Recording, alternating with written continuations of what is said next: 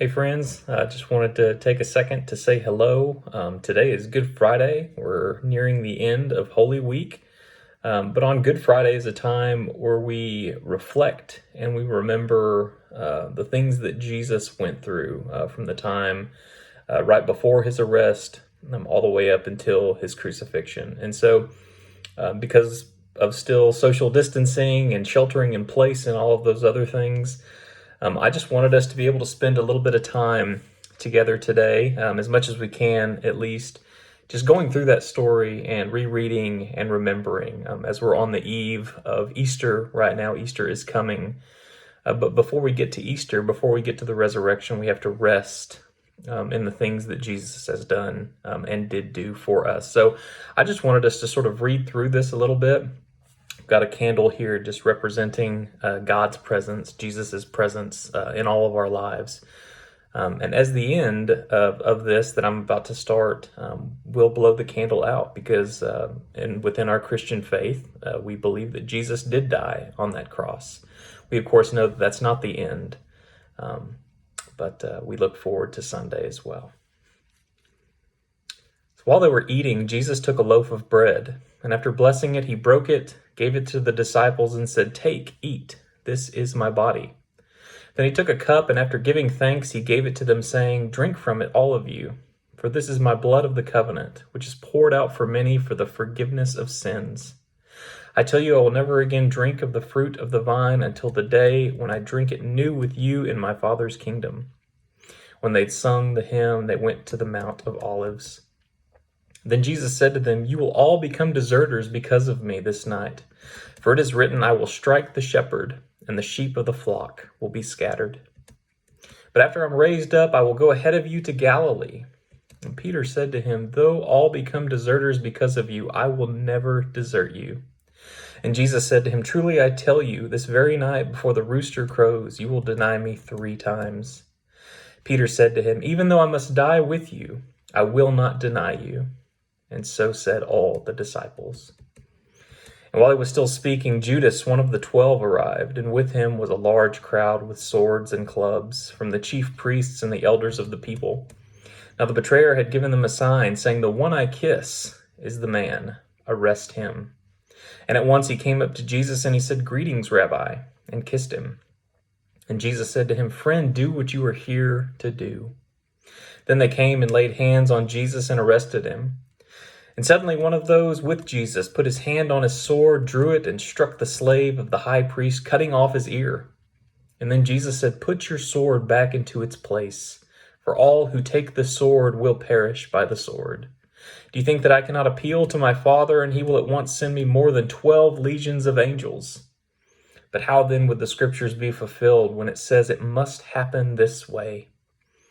And at that hour Jesus said to the crowds, "Have you come out with swords and clubs to arrest me as though I were a bandit? Day after day I sat in the temple teaching, and you did not arrest me. But all this has taken place so that the scriptures of the prophets may be fulfilled." Then all the disciples deserted him and fled. And after Jesus was before the high priest, we find Peter, who was sitting outside in the courtyard. A servant girl came to him and said, "You also were with Jesus the Galilean."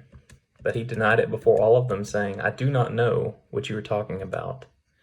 When he went out to the porch, another servant girl saw him, and she said to the bystanders, "This man was with Jesus of Nazareth."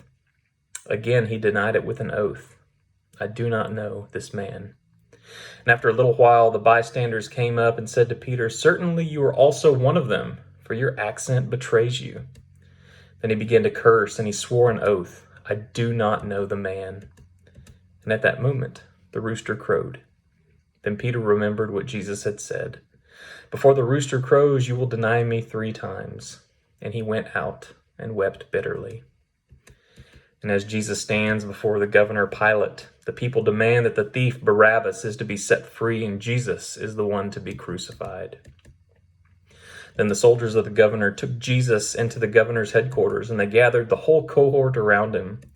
They stripped him and put scarlet robes on him, and after twisting some thorns into a crowd, they put it onto his head. They put a reed in his right hand and knelt before him and mocked him, saying, "Hail, King of the Jews!" They spat on him and took the reed and struck him on the head. After mocking him, they stripped him of the robe and put his own clothes back on him, and they led him away to crucify him. And as they went out, they came upon a man from Cyrene named Simon. They compelled this man to carry his cross. And when they came to a place called Golgotha, which means place of the skull, they offered him wine to drink mixed with gall.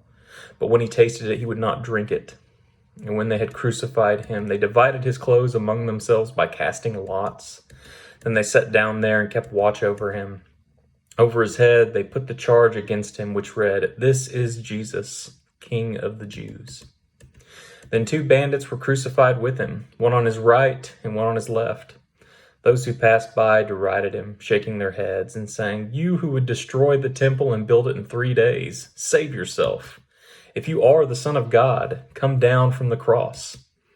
In the same way, the chief priests also, along with the scribes and elders, were mocking him, saying, "He saved others.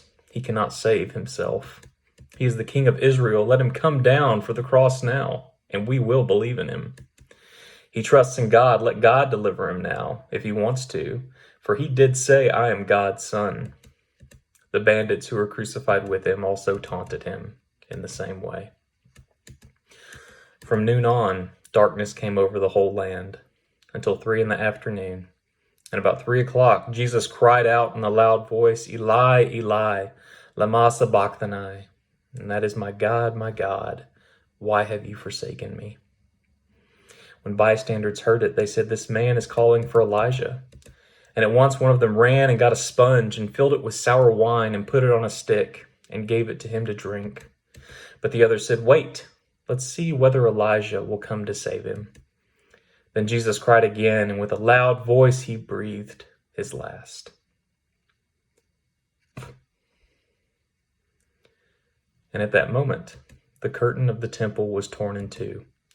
From top to bottom, the earth shook, and the rocks were split. The tombs also were open, and many bodies of the saints who had fallen asleep were raised. And after his resurrection, they came out of the tombs and entered the holy city and appeared to many.